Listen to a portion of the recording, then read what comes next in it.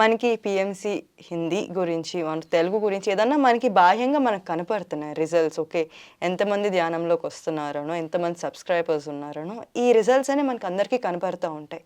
కానీ దేనికన్నా behind picture ఉంటుంది. ఫిజికల్ ఒకటైతే బిహైండ్గా ఎనర్జీ లెవెల్లో మాసివ్ వర్క్ ఇంకా జరుగుతూ ఉంటుంది. సో మీ దృష్టిలో ఎనర్జీ లెవెల్లో పిఎంసి హిందీ యొక్క ఇంపాక్ట్ ఏంటి? ఇప్పుడు పిఎంసి తెలుగు మనం తీసుకుంటే ఎగ్జాంపుల్కి ఇక్కడ అందరు ఏమనుకున్నారంటే ఇప్పుడు ఆనంద్, నవకాంత్ చిన్నపిల్లలు వీళ్ళు, తర్వాత ఆనంద సార్ ఉన్నారు, ఆయన స్టేజ్ మీద మాట్లాడుతుంటారు, వీళ్ళు ఏం నడుపుతారు కంపెనీ అనుకున్నారు. ఓకే, నిజమే, అది 100% కరెక్ట్. అది ఓకే, ఎలా నీ లాజిక్ మైండ్కి. కానీ నీ రెండు కళ్ళకి కనబడేది ఒకటి కనబడుతుంది, నీకు అతీతంగా ఎప్పుడు ఒక శక్తి ఉంటుంది. ఇప్పుడు నేను నోరు తెరిస్తే తప్ప నేనేంటో నీకు తెలియదు ఫస్ట్.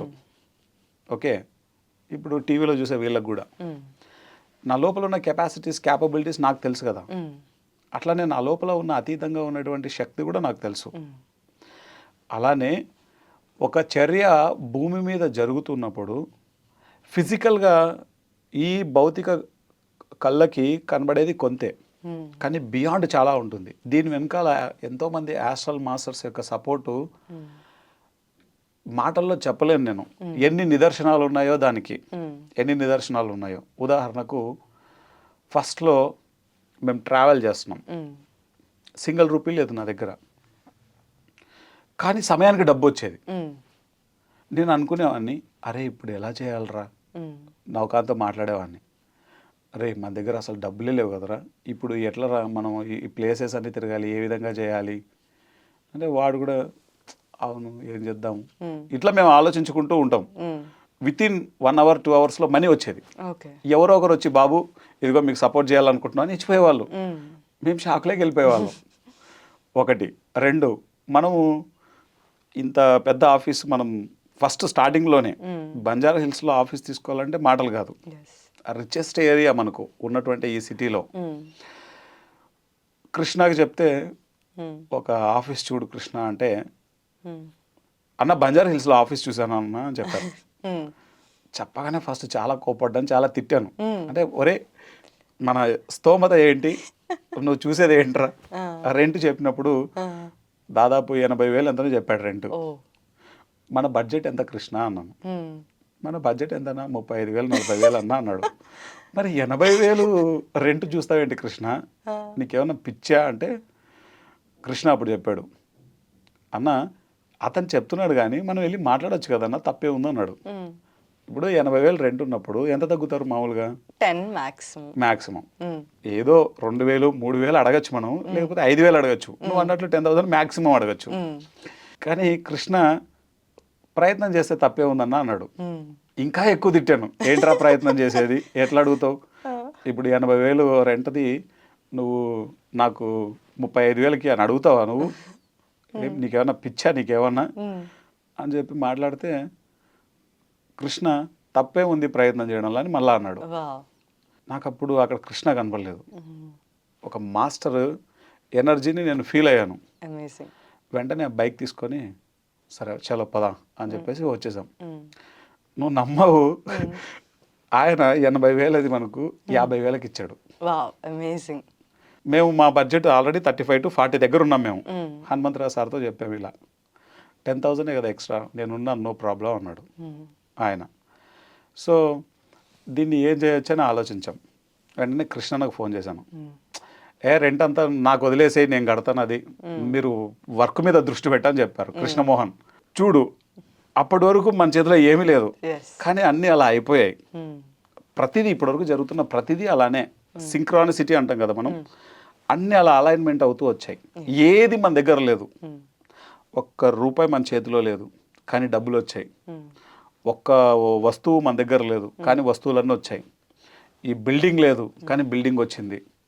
అంటే మనము భౌతికంగా ఆలోచిస్తే కనుక ఇది మన ఊహకు అందదు ఎలా జరుగుతుంది ఏంటి అనేది. వీటన్నింటికి అతీతంగా దీని వెనకాల ఉన్న ఇంటెన్షన్, ప్యూరిటీ పత్రి సార్ ఆయన యొక్క లక్ష్యం ఇది. తర్వాత మనందరి సామూహిక లక్ష్యం, ఎస్ పిరమిడ్ మాస్టర్లందరి సామూహిక లక్ష్యం, ఆ ఎనర్జీ ఇలా పనిచేసింది. ఎస్ ఎస్ నేను దానికి ప్రత్యక్ష సాక్ష్యం. అలాగే పిఎంసి హిందీలో ఆఫీస్ చూస్తే పిచ్చెక్కుతుంది మనకు. ఒక కార్పొరేట్ కంపెనీ ఉన్నట్లుంటుంది అది. వాళ్ళ ఆ యొక్క ఎన్విరాన్మెంట్ ఎంత అద్భుతంగా ఉంటుందో ఢిల్లీలో. ఎవరు చూడ ఆఫీస్ని చూస్తే ఫిదా అయిపోతుంటారు. ఎందుకంటే అలేఖ్య అమూల్య వాళ్ళ తపన ఆ ఆఫీస్లో కనబడుతుంది, ఇంచు ఇంచులో కనబడుతుంది. ఒక మనిషి యొక్క తపన, ఒక మనిషి యొక్క ఎనర్జీ రిఫ్లెక్షన్ ఆ కంపెనీ అనేది. ఎస్ ఎస్ కాబట్టి PMC Hindi same as it is ఇక్కడ తెలుగులో ఎలా అయితే జరిగిందో వాళ్ళకి హిందీలో కూడా అలాగే జరిగింది. ఎస్ పత్రి సార్ చెప్పారంట వసంత మేడంకి, మేడం ఆఫీసు ఇంటి నుంచి దగ్గరలో ఉండాలని చెప్పారంట. దగ్గరలో ఉండాలంటే వాళ్ళు ఉన్నది చాలా కాస్ట్లీ ఏరియా, అక్కడ రెంట్లు చాలా ఎక్కువ. కానీ మిరాకిల్గా వాళ్ళకి తక్కువ రెంట్లో దొరికింది.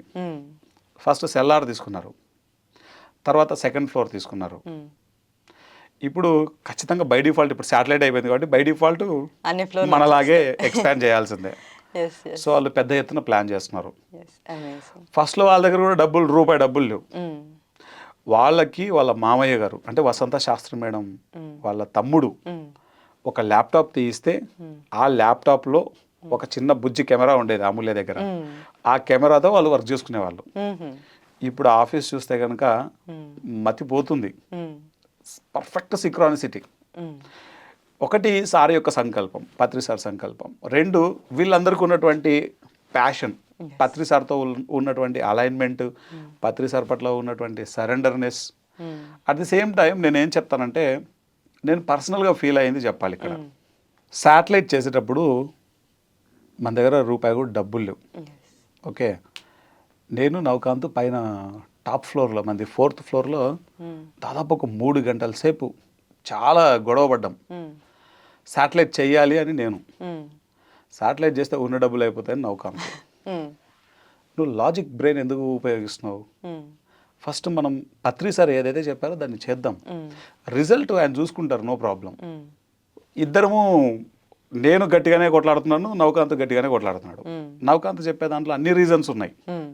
నౌకాంత్ చెప్పేదానికి నేను యాక్సెప్ట్ చేస్తున్నాను ఒకవైపు, కానీ పత్రి సార్ చెప్పారు కదా, ఎప్పుడైనా పత్రి సార్ చెప్పినప్పుడు నీ బ్రెయిన్ పని చేయకూడదు, ఓన్లీ నీ హృదయం మాత్రమే పనిచేయాలి. పత్రి సార్ చెప్పినప్పుడు మిగతా టైంలో ఓకే, ఎందుకంటే పత్రి సార్ బియాండ్గా చూస్తారు అన్నీ. సో లాస్ట్కి ఫైనల్గా ఇంకా నౌకాంత్ సరే మనం ఒక్కసారి క్లారిటీ తెచ్చుకుందాం అంటే, క్లారిటీ లేదు ఏం లేదు, చేసేయడమే ఏం కాదు అని చెప్పేసి ఫైనల్గా చేసేద్దామని చెప్పేసి ఒక డిసైడ్ అయిపోయాం. ఆ రోజు నైట్ నా డ్రీమ్లో ఎంతోమంది మాస్టర్స్ని చూశాను నేను.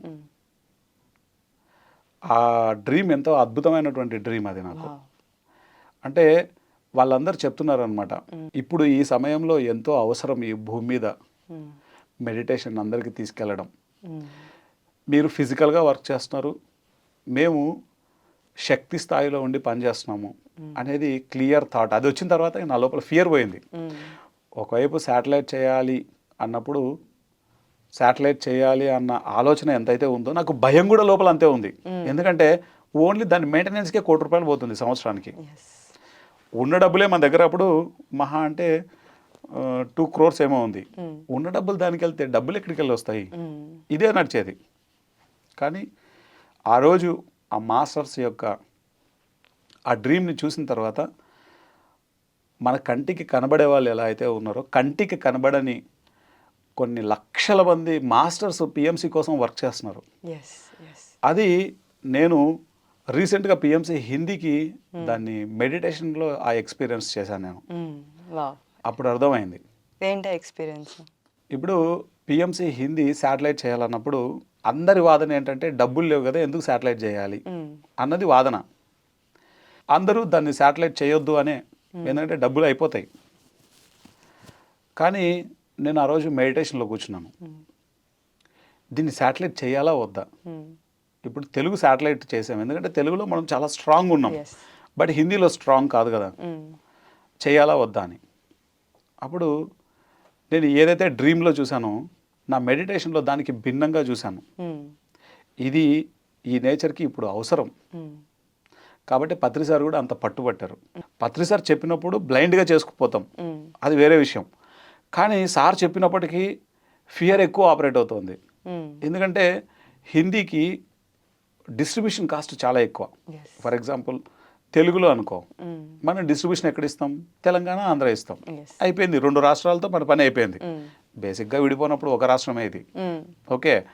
కానీ హిందీ అన్నప్పుడు నువ్వు మొత్తం ఇండియా అంతా డిస్ట్రిబ్యూషన్ ఇవ్వాలి. 29 రాష్ట్రాలు, 29 స్టేట్స్ మనం డిస్ట్రిబ్యూషన్ ఇవ్వాలంటే దాదాపు 20 కోట్లు 30 కోట్లు పోతుంది పర్ ఇయర్. అలాంటప్పుడు దాన్ని ఎలా చేస్తాం మనం? ఆ ఫియర్ నా లోపల ఉంది. బట్ ఆ రోజు ఆ ఫియర్తోనే కూర్చున్నా మెడిటేషన్లో. కూర్చున్నప్పుడు ఎంతోమంది మాస్టర్స్ని నేను ఆ మెడిటేషన్లో చూశాను. వారందరూ ఘంటాపదంగా చెప్తున్నటువంటి ఒక్కటే ఒక విషయం ఏంటంటే, మీరు చేయాల్సింది మీరు చేయండి, మేము మిమ్మల్ని నడిపిస్తున్నాము, మేము చేయాల్సింది మేము చేస్తున్నాము, మీరు మీ పరిమితులను వదిలేయండి, మీ లిమిట్స్ని డ్రాప్ చేయండి, మీ బౌండరీస్ని డ్రాప్ చేయండి, వదిలేయండి, నీ యొక్క పరిమితిలో నుంచి ఆలోచించడం మీరు మానేయండి. అప్పటి నుంచి నేను ఇదే మాట్లాడడం మొదలు పెడుతున్నాను. ఇంకా ఆ మెసేజ్ విన్నప్పటి నుంచే నేను చెప్తున్నాను అందరికీ.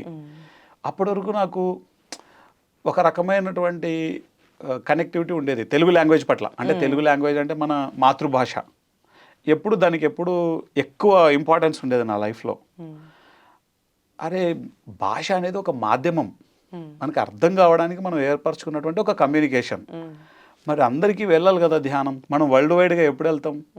మరి హిందీ శాటిలైట్ అవుతూనే కదా. ఇంకోటి ఏంటంటే, శాటిలైట్ అవ్వడం వల్ల పిఎంసి తెలుగు ఈరోజు గ్రామానికి మనం వెళ్ళిపోయాం.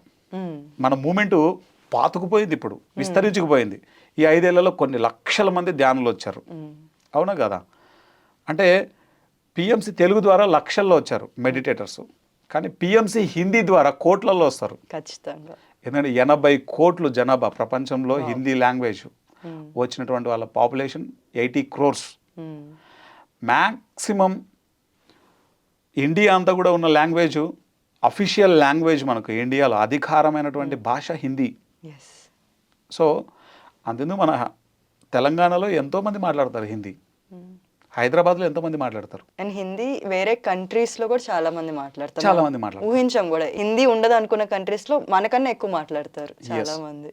సో అప్పటి నుంచి నా ఆ లిమిట్స్, ఆ బౌండరీస్, ఆ యొక్క పరిమితులన్నింటికి బియాండ్గా నన్ను తయారు చేశారు ఫస్ట్ ఆఫ్ ఆల్ ఆ మాస్టర్స్. అందుకే నేను దాదాపు నవంబర్ నుంచి కంటిన్యూ తిరుగుతూనే ఉన్నాను. నేను నవంబర్, డిసెంబర్, జనవరి, ఫిబ్రవరి, ఇది మార్చు, దాదాపు 4 నెలలు తిరిగి మార్చిలో కూర్చొని మనం పని చేస్తున్నాం. మార్చిలో కూడా ఆంధ్ర అంతా తిరిగి వచ్చాను. మీరు మాస్టర్స్ అంటే I wanted to share an experience. నేను కాంతితో అనుసంధానం మెడిటేషన్ జరుగుతున్నప్పుడు ఫస్ట్ డే మెడిటేషన్ అప్పుడు కూర్చుని ధ్యానం చేసాం. అక్కడ డాడీ వాళ్ళు మెడిటేషన్ చేస్తున్నాం, ఇటు మేము కూర్చుని అసలు ఏం జరుగుతుంది, బియాండ్ లెవెల్ ఎలా జరుగుతుంది ప్రాసెస్ అని చూస్తే, మనం కూర్చున్నాము, మనది ఒక శాటిలైట్ లాగా ఉంది కదా, అంతా స్ప్రెడ్ అవుతుంది. జస్ట్ మనకి టీవీలో ఎలా కనబడితే అలా స్ప్రెడ్ అవుతుంది. ఇది ఎంతోమంది అంతరిక్షంలో నుంచి ఎన్నో మంది బీయింగ్స్, ఎన్నో లోకాల్లో నుంచి, ఎన్నో యూనివర్సెస్ నుంచి వచ్చి వాళ్ళు శాటిలైట్లు వేసుకున్నారు. వాళ్ళు శాటిలైట్, ఐ థింక్ మనది అప్పుడు శాటిలైట్ అయిందో లేదో గుర్తులేదు, కానీ వాళ్ళు శాటిలైట్ వేసుకుని మనం ఏదైతే చెప్పుతున్నామో ఓకే ఎర్త్ బీయింగ్స్ వరకే మనం జ్ఞాన ప్రచారం చేస్తున్నాం, ఎర్త్ బీయింగ్స్ వరకు అహింస ప్రచారం చేస్తున్నాం అనుకునేది, అది వాళ్ళు ప్రతి ఒక్క ప్రోగ్రామ్, ఇది ఎవ్రీ పిఎంసీకి వర్తిస్తుంది, ప్రతి ఒక్క ప్రోగ్రాము మనము పెద్ద పెద్ద స్టేడియంలో స్క్రీన్లు వేసుకొని చూస్తున్నట్టు అక్కడ వరకు వెళ్తుంది. అంటే ఒక్క ఇంపాక్ట్ ఇక్కడ సార్ స్టార్ట్ చేసిన ఒక చిన్న moment PSSM and then PMC universal multiversal లెవెల్లో అభివృద్ధి అనేది జరుగుతుంది అనేది it was an amazing experience. చాలా హ్యాపీగా అనిపించింది, ఇంత బ్యూటిఫుల్ డిజైన్ చేశారు సార్ అని. ద డిజైన్లో మనందరం భాగం ఉన్నాం. Thank you for sharing. Yes. ఇప్పుడు ఎట్లా ఉంటుందంటే, బయట ఫర్ ఎగ్జాంపుల్ ఈ ఇంటర్వ్యూ, మీరు నన్ను ఇంటర్వ్యూ చేస్తున్నారు, ఇప్పుడు చాలామంది ఇంటర్వ్యూ చూస్తున్నారు. చూసే వాళ్ళకి ఏమనిపిస్తుందంటే, చెప్తున్నారు వింటున్నాము అన్నట్లు వాళ్ళకు ఉంటుంది, ఓకే. మహా అయితే ఒక క్యూరియాసిటీ ఉంటుంది వాళ్ళకి. కానీ చేసేవాడికి అలా ఉండదు. లైవ్లో ఉన్నోడికి సరదా తీరిపోతుంటుంది, సినిమా కనపడుతుంది. ఎందుకంటే లైవ్లో ఉన్నోడికి ఇక్కడ పని చేసేవాడికి ఎలా ఉంటుందంటే ప్రతిదీ క్యాలిక్యులేషన్స్ ఉంటాయి. అరే మన బడ్జెట్ ఎంత, మనం ఎక్కడున్నాం, ఇది ఇప్పుడు ఈ సంవత్సరానికి సరిపోతుందా లేదా, వచ్చే 5 years మన ప్రణాళిక ఏంటి, 5 yearsలో మన గ్రోత్ ఏంటి, దాని బడ్జెట్ ఏంటి, మనం ప్రొడక్షన్కి ఎంత పెట్టుకోవాలి, తర్వాత మన ఎక్విప్మెంట్కి ఎంత పెట్టుకోవాలి, తర్వాత మన డిస్ట్రిబ్యూషన్ ఎంత పెట్టుకోవాలి, మన యొక్క ఖర్చులు ఎలా ఉండాలి, ప్రతిదీ ఒక అనాలిసిస్ ఉంటుంది. ఇవన్నీ కూడా ఈ లాజిక్ మైండ్కి సంబంధించి ఉంటాయి. ఓకే, అంటే లైవ్లో ఉన్నోడికి ఫియర్ ఉంటుంది ఎప్పుడు. పత్రి సార్కి ఏంటంటే ఆయన ఎప్పుడు ఎనర్జీ పరంగా చెప్తూ ఉంటారు. ఆయన ఆ ఎనర్జీ స్థాయిలో ఉంటే తప్ప అది మనకు అర్థం కాదు. ఫస్ట్లో పత్రి సార్ ఏం చెప్పినా నాకు ఫియరే వస్తుంటుంది, కానీ నెమ్మదిగా నేను దాన్ని ఇంకించుకుంటాను. నా లాజిక్ మైండ్ని డ్రాప్ చేసి, అంటే లైక్ ఎప్పుడైతే మెడిటేషన్లో ఉంటానో ఈ లాజిక్ మైండ్ డ్రాప్ అయిపోతుంది, ఆటోమేటిక్గా అయిపోతుంది. దెన్ సార్ విజన్ పట్ల నాకు ఒక అవేర్ అవుతాను నేను. ప్రతి పని ఇప్పటివరకు పత్రి సార్ చెప్పిన ప్రతి పనిని అలానే చేసుకుంటూ వచ్చాం. ఎస్పెషల్లీ పిఎంసి హిందీ శాటిలైట్ అన్నప్పుడు ఎవరూ ఒప్పుకోలేదు, నేను కూడా ఒప్పుకోలేదు. ఎందుకంటే చాలా భయపడ్డాం ఫస్ట్, ఎందుకంటే అది కోట్ల రూపాయల వ్యవహారం, అది చిన్న పని కాదు. దెన్ ఒకలాంటి ఫియర్ అందరికీ ఆపరేట్ అయింది. ఒక్కసారి ఆ మెడిటేషన్లో ఎక్స్పీరియన్స్ నేను చేసిన తర్వాత దెన్ ఆ ఫియర్ నుంచి ఓవర్కమ్ అయిపోయాం. నేను అయ్యాను పర్సనల్గా, మిగతా వాళ్ళు అయ్యారో లేదో నాకు తెలియదు. దెన్ నేను వర్క్ చేయడం మొదలుపెట్టాను. ఇంకా వర్క్లో దిగితే దాని పరాకాష్ఠలో ఉంటుంది చేయడం అన్నది. సో ఎంత బ్యూటిఫుల్గా చేయాలో అంత బ్యూటిఫుల్గా వర్క్ చేయడం జరిగింది. పర్సనల్గా నేను ఎంత తృప్తి చెందానో నేను మాటల్లో చెప్పలేను. ఎందుకంటే పిఎంసి హిందీ ఇప్పటి వరకు నార్త్ ఇండియాలో చేయని వర్క్ అంతా పిఎంసి హిందీ పేరు ద్వారా ఎక్కడ ఊహించని విధంగా నార్త్ ఇండియా అంతా వర్క్ జరిగింది. దాదాపు 12 రాష్ట్రాలు తిరిగాం. మోత మోగిందట్లే ధ్యానం అనేది, శాకాహారం అనేది, పిరమిడ్ శక్తి అనేది, పత్రిజీ విజ్డమ్ అనేది, పిరమిడ్ మాస్టర్స్ అందరూ ఒక్కొక్క చోట ఆ సమూహాలు మనం కలుస్తుంటే అదొక డిఫరెంట్ ఎన్విరాన్మెంట్ అది. ఇప్పుడు సౌత్ ఇండియాలో కలవడం వేరు, బయట కలవడం వేరు. సౌత్ ఇండియాలో అంతా నేను చూశాను ఆల్రెడీ. తెలంగాణ, ఆంధ్రప్రదేశ్లో ఎన్నో చోట్ల మనం కలిసే వాళ్ళం, ట్రెక్కింగ్స్ చేస్తుంటాం, ధ్యాన మహాచక్రాలకు వెళ్తుంటాం, రకరకాల పౌర్ణమి ధ్యానాలను, వీక్లీ మెడిటేషన్ అను, రకరకాల పేర్లతో మనం కలుస్తుంటాం.